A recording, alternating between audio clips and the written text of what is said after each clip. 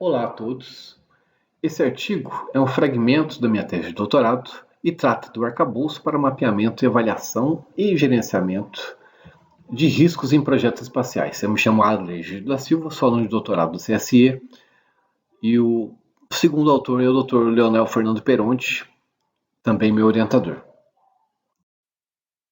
Busca com o framework proposto aqui é prover uma estimativa dos riscos associados a diferentes arquiteturas. Então, portanto, por um meio de estimação mais preciso documentado, de forma a subsidiar as decisões estratégicas, como make or buy ou filosofia de modelos, inclusive. Para efeito desse artigo, entende-se como risco uma circunstância indesejável, que pode ter impacto, portanto, em objetivos, como metas de custo, prazo e desempenho técnico. Basicamente, o que vai ser mostrado aqui é que para cada arquitetura e composição de um sistema é efetuada uma avaliação dos riscos associados a estes, a partir dos quais torna-se possível definir uma estratégia de verificação otimizada para essa arquitetura estudada. Então, o método de aplicação desse arcabouço, ainda em fases iniciais, precoces, basicamente está concentrado em 4 etapas. Entender aí os requisitos e objetivos da missão, levantar as arquiteturas possíveis, identificar os equipamentos e subsistemas alternativos, categorizando-os, e fazer um mapeamento dos riscos associados a diferentes alternativas. Aí o foco é entender, em relação aos requisitos ambientais e funcionais, qual o potencial de impacto que haverá sobre os demais equipamentos e subsistemas. Então, nessa primeira etapa, o que se propõe é a consideração sobre o conjunto de premissas básicas, que, se atendidas, vão prover um conjunto de informações iniciais documentadas, que vão evitar inexatidão de informações e vão poder fundamentar com mais embasamento as decisões acerca do projeto. O foco dessas premissas, basicamente, é ter haver um mantenimento atualizado de estudos acerca de equipamentos de catálogo, não conformidade de projetos anteriores, facilidade de testes disponíveis e seus custos, oportunidades de desenvolvimento in-house, entender quais tipos de equipamentos ou tecnologias podem cair em desuso ou ser descontinuadas, e ainda sobre a força de trabalho e a sua disponibilidade. Concluída a etapa 1 de levantamento de informações, a gente entra então num fluxo de avaliação. Tá? Primeira consideração que deve ser feita em relação às interfaces da arquitetura. Ainda que a arquitetura ainda seja uma coisa mais rascunho, não completamente definida, deve ser feito um levantamento das interfaces para entender o que impacta em que. E esse levantamento pode ser feito em relação às interfaces mecânica, térmica, elétrica e comando. O passo seguinte seria a categorização em termos de o que pertence a módulo de serviço a payload, pelo potencial de reuso dos equipamentos do módulo de serviço, a eliminação de itens que a experiência comprova que o desenvolvimento in-house é mais eficiente. A gente pode citar aí cablagem térmica ou estruturais, que segundo entrevistas realizadas, se mostra muito mais vantajoso que seja feito in-house pelo volume de retrabalho, seria um pesadelo contratual. Avaliação dos equipamentos sobressalentes, o foco aqui é reuso, então você tira da lista de aquisição os equipamentos sobressalentes. Avaliação dos itens de arquitetura restantes da lista em relação à dificuldade tecnológica e potencial de nacional.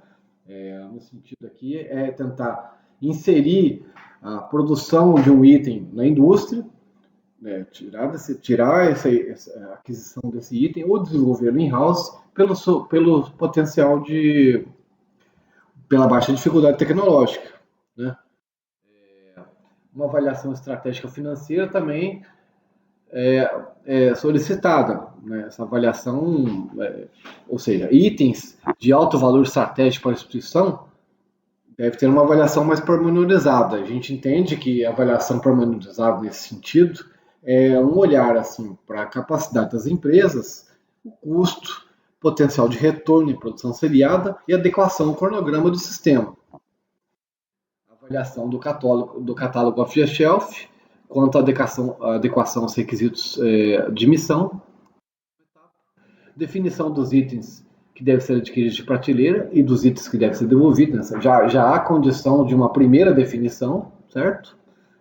E, portanto, já começa a ser entendido qual é a filosofia de modelo, ou seja, qual é a estratégia de verificação desse projeto, e uma definição do cronograma de entrega dos equipamentos. Isso é demasiado importante, de forma que se entende em qual é o momento que dado equipamento ou subsistema entra no ciclo de verificação junto com os outros equipamentos. Quer dizer, isso, em termos de eficiência de cronograma, esse entendimento é super importante.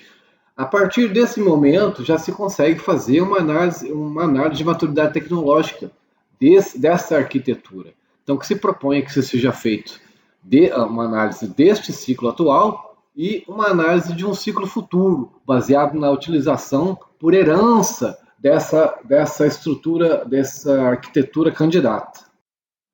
Concluído isso aí, a gente parte para uma etapa onde vai haver uma análise em relação aos requisitos funcionais. A ideia é entender o quanto cada equipamento ou subsistema atende aos requisitos funcionais, e ser totalmente ou parcialmente, e o impacto que isso pode ter em demais equipamentos, levantando assim os riscos. Então, iniciando a execução dessa terceira etapa, o que se faz primeiro é uma classificação por categorias, já utilizando o que a literatura já consagrou em termos de 4 categorias, A, B, C e D, né? Um produto, um item de categoria A, por exemplo, é um produto de prateleira, tem herança, né? Ele cobre todas as especificações ambientais do projeto atual, tem o mesmo fabricante, o mesmo processo. Isso implica que a inserção desse item aqui não trará problemas em termos de requisitos ambientais. O olhar deve ser dado especificamente para os requisitos funcionais, como mostra esse fluxo aqui, das possibilidades.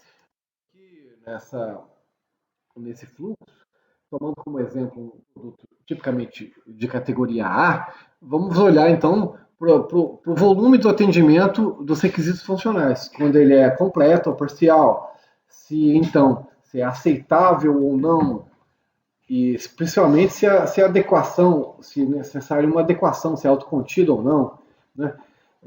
O foco desse artigo e dessa parte do olhar em relação aos requisitos funcionais é entender se quando a gente introduz este item no sistema, se ele impacta outros equipamentos ou subsistema, pelo não atendimento completo desses requisitos. A gente especialmente entender se esse impacto é muito alto ou se é simples. Percebendo então que quando há um impacto sobre outro item pela inserção desse equipamento, isso pode provocar então um reprojeto, uma requalificação de outro subsistema ou item. Então, é um risco que tem que ser mapeado logo de início no projeto. Na quarta etapa, o foco aqui, apesar de que em certos momentos fica parecido com um olhar para a especificação, mas a gente está olhando para os riscos de qualificação, ou seja, o impacto de modificações. Né? Tomando como exemplo um equipamento basicamente de categoria C, e é sabido que vai haver uma qualificação pelo menos delta, né? Pode vir a ser completa, dependendo da natureza da modificação, mas vamos imaginar uma qualificação pelo menos delta, né? É feito então um estudo quanto ao atendimento dos requisitos e parte-se então para uma avaliação mais abrangente no sentido de o quanto a inserção desse item pode impactar no cronograma, no prazo e em outros equipamentos.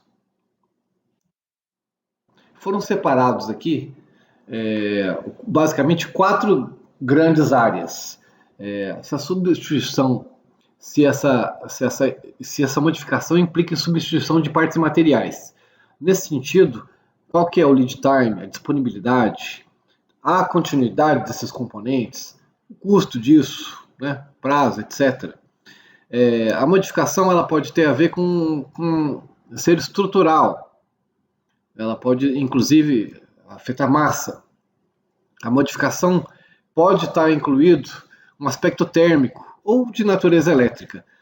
Obviamente não vou ter tempo de explicar todas as faces desse fluxo, mas vamos pegar como exemplo aqui o terceiro tópico ali, e implica uma modificação térmica, né?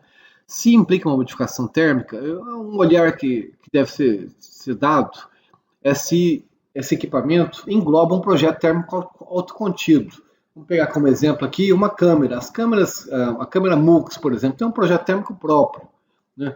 Se ela inclui, se é autocontido esse projeto, de repente ele é mais adaptável.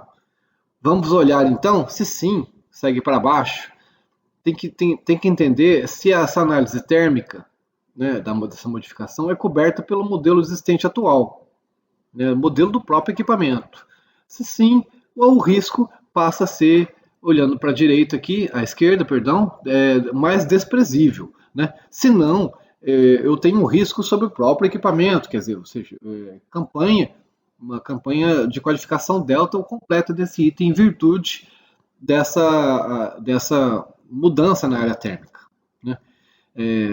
Agora, se não é autocontido, tem que olhar para o subsistema. Será que o subsistema suporta essa carga térmica diferente, já que ele não tem um controle térmico próprio, né? Então, a pergunta que se faz nesse sentido é se a carga térmica é acomodável no subsistema, né? Pelos modelos numéricos atuais desses níveis superiores. Então, vamos olhar para o subsistema e saber se essa alteração térmica, que não é autocontida, é absorvida pelo modelo atual do subsistema. Se não é, a gente começa a ter um risco aqui que implica na qualificação térmica e térmica do subsistema. Por quê? Porque você vai ter que alterar o projeto térmico do sistema para poder adaptar esse equipamento, que não cumpriu lá o requisito ambiental térmico.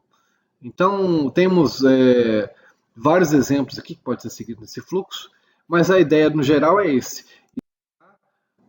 Quais são os riscos, avaliar o quão grande que eles são, se são desprezíveis ou não, e entender o que pode acontecer, né? Casos em que a inserção do item estudado pode implicar reteste, reprojeto, requalificação do subsistema ou sistema. Isso aqui sendo feito ainda início do projeto, traz já o conhecimento sobre as causas que deve ser atuado no sistema.